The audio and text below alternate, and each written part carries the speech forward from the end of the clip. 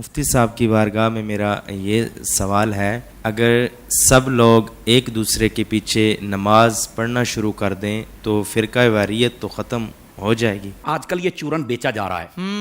میں ایک سادہ سوال کر لیتا ہوں۔ پہلی بات، کیا قرآن و حدیث میں کہیں پر یہ موجود ہے حکم کہ اگر سب ایک دوسرے کے پیچھے نمازیں پڑھ لیں تو یہ ختم ہو جائے گا کام؟ کوئی دلیل؟ کہا جی یہ تو نہیں ہے۔ میں نے کہا نہیں ہے نا، تو پھر میری دوسری بات بتائیے۔ اگر کسی بندے کی قراءت ٹھیک نہیں، یعنی وہ قرآن صحیح نہیں پڑھ سکتا، اس کے پیچھے نماز ہو جائے گی؟ بولے نہیں، اس کے پیچھے تو نماز نہیں ہوگی۔ تو میں ایک سادہ بات کہنے لگا ہوں، سارا سمجھ آ جانا چاہیے۔ جس کا قرآن ٹھیک نہیں ہے، جب اس کے پیچھے نماز نہیں ہوتی، تو جس کا ایمان ٹھیک نہیں ہے اس کے پیچھے ہماری نماز کیسے ہو جائے گی؟ کیا کہنے علامہ صاحب۔ بات دراصل یہ نہیں کہ کس کے پیچھے نماز پڑھنی، بات یہ کہ جو مصلی پر کھڑا ہے نا، آپ نے دیکھنا اس کا عقیدہ بھی درست ہے کہ نہیں ہے۔ جی جی جی جی جی میں آپ کو اس سے بھی ایک سادہ مثال دے دیتا ہوں۔ دیکھیے، ہم پیچھے کھڑے ہیں، ہم نے کہا پیچھے سے امام کے اللہ اکبر، بھائی جو مصلی پہ کھڑا ہے حضرت، وہ بھی تو دیکھو نا، یہ کس امام کے پیچھے ہے؟ آیا کہ یزید کو امام کہنے والا ہے یا حسین کو امام کہنے والا ہے؟ کیا کہنے، تو ذرا اس بات کو سمجھو نا۔ حالانکہ جب حضرت امام حسین کو ہم امام کہتے ہیں تو ہم بیچ میں صحابہ کرام علیہم رضوان کا لحاظ بھی رکھتے ہیں، یہ یاد رکھ لیجئے۔ لیکن میں نے ایک اشارہ دیا ہے۔ آقا کریم علیہ السلام نے ارشاد فرمایا، ان اللہ اختارنی واختار علی اصحابی واختار علی منہم اربعہ۔ فرما اللہ نے سب سے پہلے میرا انتخاب فرمایا، میرے بعد میرے صحابہ کا انتخاب فرمایا، پھر میرے لیے ان میں سے 4 کو چنا، حق 4 یار بھی آ گئے، ٹھیک ہے۔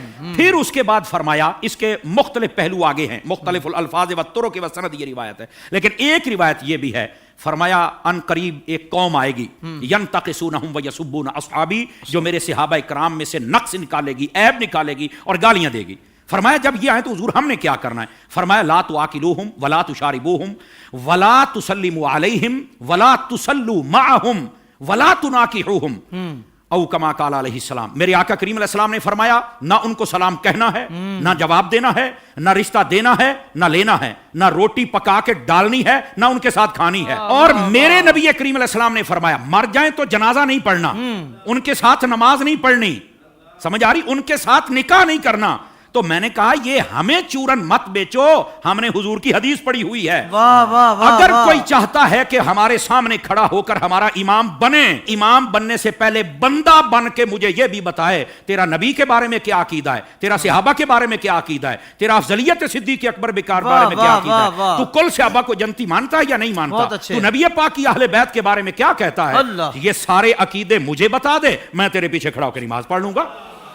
کیا کہنے، کیا کہنے۔ ویسے یہ جو نمازوں کا شوق ہے نا، میں صرف اتنی بات بتا دوں بھائی جان، یہ ترمذی شریف میں روایت موجود ہے، ایسی روایات جب آتی ہیں تو پھر بیٹھ جاتے ہیں کیڑے مکوڑے، یتیم العلم یزید الفکر، وہ بیٹھ کے کہتے ہیں کہ نہیں یہ یوں نہیں، یہ یوں نہیں، یہ ٹھیک نہیں۔ میں نے کہا حضرت جب آپ کی اصل ہی ٹھیک نہیں تو آپ کو یہ بات کیسے سمجھ آئے گی؟ نبی پاک علیہ السلام تشریف فرما ہے، ایک شخص آ گیا، اس نے کہا حضور فلاں شخص فوت ہو گیا، جنازہ پڑھانا۔ فرمایا ہم نے نہیں پڑھانا اس کا، حالانکہ مشکات شریف پڑھ لو، حضور نے فرمایا جب کوئی فوت ہو جائے مجھے بتا کرو، جنازے میں پڑھاؤں گا۔ جی آپ اس بات کا اظہار فرمایا کرتے تھے کہ جنازہ میں نے پڑھانا، میں نے مفہوماً و مختصراً بات سنائی ہے، اس کا جنازہ کیوں نہیں پڑھا؟ جب سوال پوچھا گیا تو آقا کریم علیہ السلام نے فرمایا، انہ کان یبغض عثمان ابن عفان، یہ میرے عثمان سے بغض رکھتا ہے۔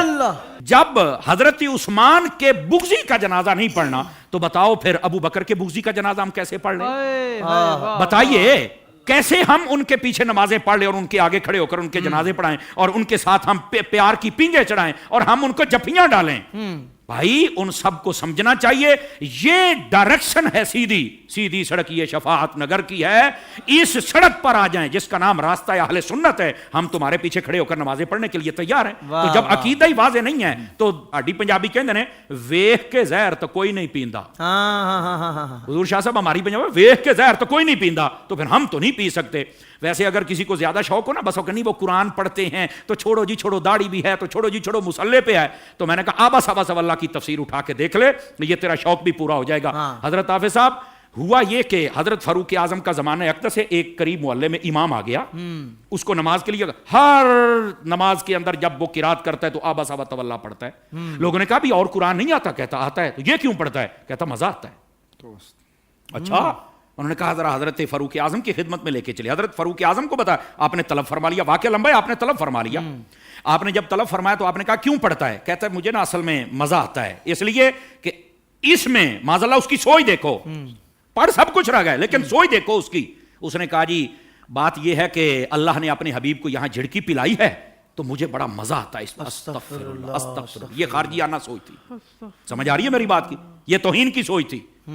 یہ کامل و اکمل لوگوں کا یہ شیوہ ہی نہیں ہوتا. اور ایسی جو ہمارے سامنے مثالیں ہوتی ہیں نا وہ ہمیں سمجھنے کے لیے مثالیں ہوتی ہیں. اور پھر ایسے لوگوں کا حشر کیا وہ بھی سننا ذرا. ٹھیک ہے, حضرت فاروق اعظم نے اچھا تجھے مزہ آتا ہے؟ کہا بالکل. آپ نے تلوار منگائی اور 2 ٹکڑے کر دیے اس کے. آپ نے فرمایا والضحیٰ پڑھ کے تجھے مزہ نہیں آتا؟ وما ارسلناک الا رحمۃ للعالمین پڑھ کے تجھے مزہ نہیں آتا؟ انا اعطیناک الکوثر پڑھ کے مزہ نہیں آتا؟ ورفعنا لک ذکرک پڑھ کے مزہ نہیں آتا؟ یعنی جو قرآن پڑھ کے دل میں توہین مصطفیٰ کی رکھے جب اس کے پیچھے نہیں ہوتی تو جو سر عام میلاد پر کفر کے فتوے لگائے ان کے پیچھے کیسے ہو جائے گی؟